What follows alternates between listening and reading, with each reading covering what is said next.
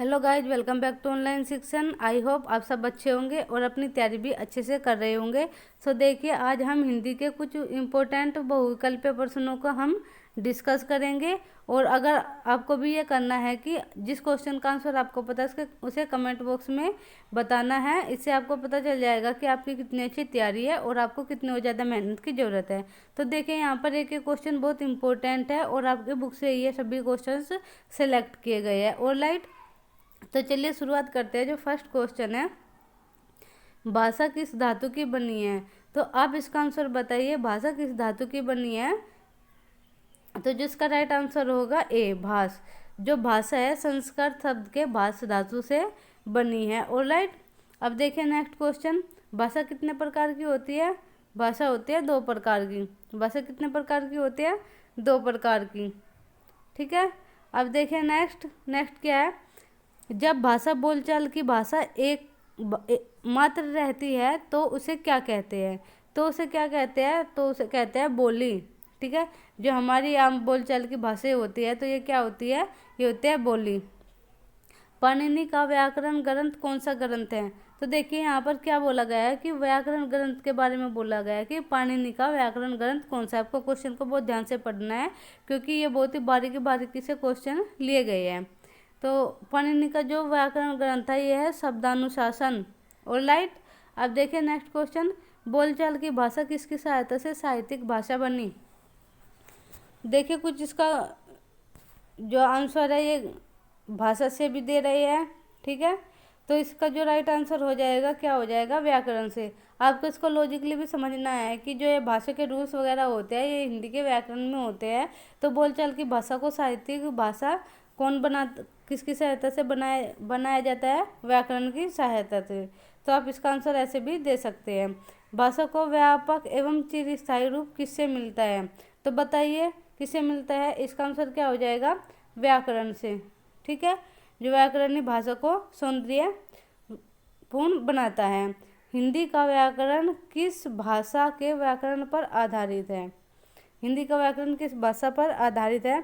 तो देखिए, इसका आंसर इसका आंसर है, बहुत से स्टूडेंट क्या कर जाते हैं कि इंग्लिश लिख आते हैं कि हिंदी का व्याकरण इंग्लिश पर आधारित है, बट ऐसा नहीं है। जो इसका राइट आंसर हो जाएगा ये हो जाएगा संस्कृत। जो हिंदी का व्याकरण है वह संस्कृत भाषा पर आधारित है। अब देखिए नेक्स्ट क्वेश्चन क्या है, हिंदी ने संस्कृत की अपेक्षा किसको मार्ग अपनाया है? किसका मार्ग अपनाया है? तो इसका क्या हो जाएगा? परिभाषित, सरल, कठिन या मुहावरेदार? नहीं, सरल। ठीक है, तो इसका राइट आंसर क्या हो जाएगा? बी। आपको एक क्वेश्चन को ध्यान से पढ़ना है, समझना है। और देखिए कितनी बारीकी से क्वेश्चन आपसे यहाँ पर पूछा गया है। अब देखिए नेक्स्ट क्वेश्चन, अक्षर किससे बनता है? तो बताइए, यहाँ पर ये सबसे ज़्यादा कन्फ्यूजन वाले क्वेश्चन है। अक्षर किससे बनता है? मूल ध्वनियों से अक्षर बनते हैं। ठीक है, शब्द किससे बनता है? नेक्स्ट क्वेश्चन है, शब्द किससे बनते हैं? तो शब्द किससे बनते हैं? बताइए, शब्द बनते हैं अक्षरों से। ठीक है, अब देखिए नेक्स्ट क्वेश्चन क्या कहा गया है? शब्दों से क्या बनता है? शब्दों से बनता है वाक्य। ठीक है, और भाषा किससे बनती है? भाषा बनती है वाक्यों से। तो देखिए यहाँ पर ये कितना वो है, कितने इम्पोर्टेंट यहाँ पर एक बिल्कुल ही चार्ट सा बना दिया गया है कि मूल ध्वनियों से अक्षर बनते हैं और अक्षरों से बनते हैं शब्द, और शब्दों से क्या बनते हैं? शब्दों से बनते हैं वाक्य, और वाक्यों से क्या बनती है? वाक्यों से बनती है भाषा। ठीक है, आपको इनका क्रम याद रखना है। सबसे जो मूल ध्वनि होते हैं, मूल ध्वनियों से अक्षर बनते हैं, और अक्षर से क्या बनते हैं? अक्षर से शब्द बनते हैं। शब्दों के मेल से क्या बनते हैं? वाक्य। और वाक्य किसका अंग है? वाक्य भाषा का अंग होता है। ये काफ़ी इम्पोर्टेंट है, आप इसको बिल्कुल ना भूलें। ओके, देखिए तो नेक्स्ट क्वेश्चन, अब कथित भाषा किस पर आधारित होती है? तो कथित भाषा किस पर आधारित होती है? ध्वनि पर, जो हम बोलते हैं। ठीक है, ये किस पर आधारित होती है? ध्वनि पर। और जो लिखित भाषा में ध्वनि के लिए क्या होता है? लिखित भाषा में ध्वनि के लिए क्या होता है? तो ध्वनि के लिए इसमें क्या होता है? चिन्ह होते हैं। ठीक है, हम चिन्हों के द्वारा, ध्वनि चिन्हों के द्वारा भाषा को लिखते हैं। अब देखिए नेक्स्ट क्वेश्चन क्या है, ध्वनि के लिए प्रयुक्त चिन्हों को क्या कहते हैं। जो ध्वनि के लिए प्रयुक्त चिन्ह होते हैं उनको क्या कहते हैं। ध्वनि अक्षर शब्द शब्द वर्णों के मेल से बनता है तो वह क्या हो जाएगा, वर्ण हो जाएगी। ध्वनि के लिए प्रयुक्त चिन्ह को क्या कहते हैं, वर्ण कहते हैं, सॉरी अक्षर कहते हैं। यहाँ पर क्या हो जाएगा इसका आंसर, अक्षर कहते हैं। ध्वनियों के लिए प्रयुक्त चिन्हों को क्या कहते हैं, अक्षर। अब देखिए नेक्स्ट, एक से अधिक वर्णों से क्या बनते हैं। तो एक से अधिक वर्णों से क्या बनेगा, वर्ण शब्द ध्वनि या अक्षर, शब्द बनेंगे।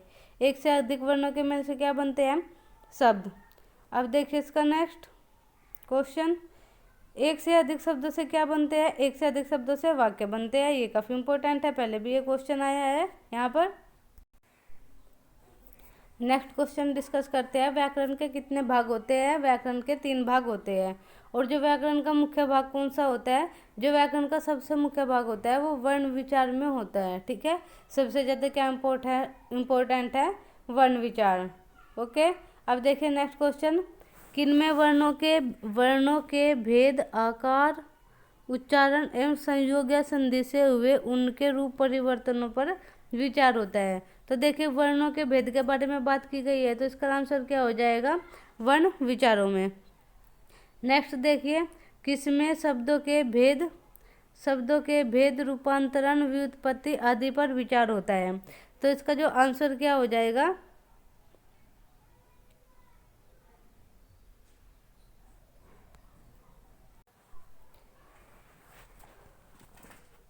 Sorry friends. अब देखिए नेक्स्ट क्वेश्चन, वाक्य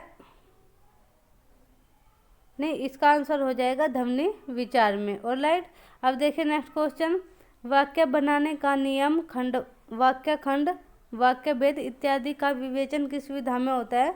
जिसका राइट आंसर हो जाएगा वाक्य विचार। आपको ये एक एक क्वेश्चन को एक एक बार रिवीजन करना है इनका, और आपको ये नोट भी करने हैं, क्योंकि ये मोस्ट इम्पोर्टेंट क्वेश्चन आपके एग्जाम के पॉइंट ऑफ व्यू से बन जाते हैं। अब देखिए नेक्स्ट क्वेश्चन क्या है, भाषा में प्रयुक्त होने वाले वर्णों के समुदाय को क्या कहते हैं। जो हम भाषा में प्रयुक्त करते हैं वर्णों के समुदाय को हम क्या कहते हैं, वर्णमाला कहते हैं, ना कि स्वर्णमाला। वर्णाक्षर दीर्घावली उसे क्या कहते हैं, वर्णमाला।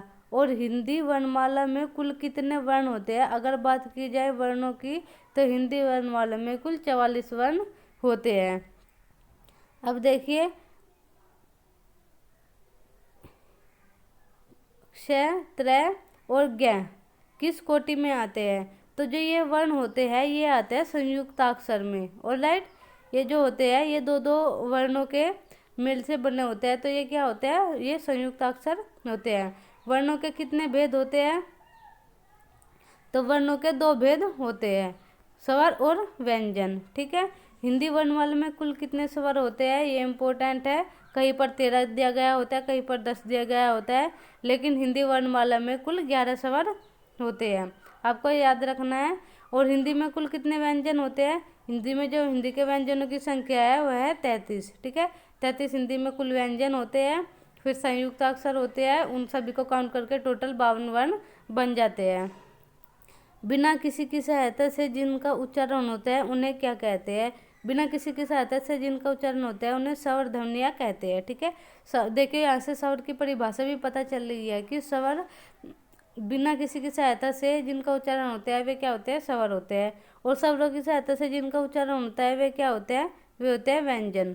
और राइट, तो आपको ये सभी अच्छे से क्लियर हुए होंगे। एक एक क्वेश्चन काफ़ी इंपॉर्टेंट है अपने आप में, और बहुत ही कन्फ्यूजन करने वाले ये इसमें क्वेश्चन कुछ क्वेश्चंस दिए गए हैं। तो thanks for watching friends and take care, bye bye, best of luck.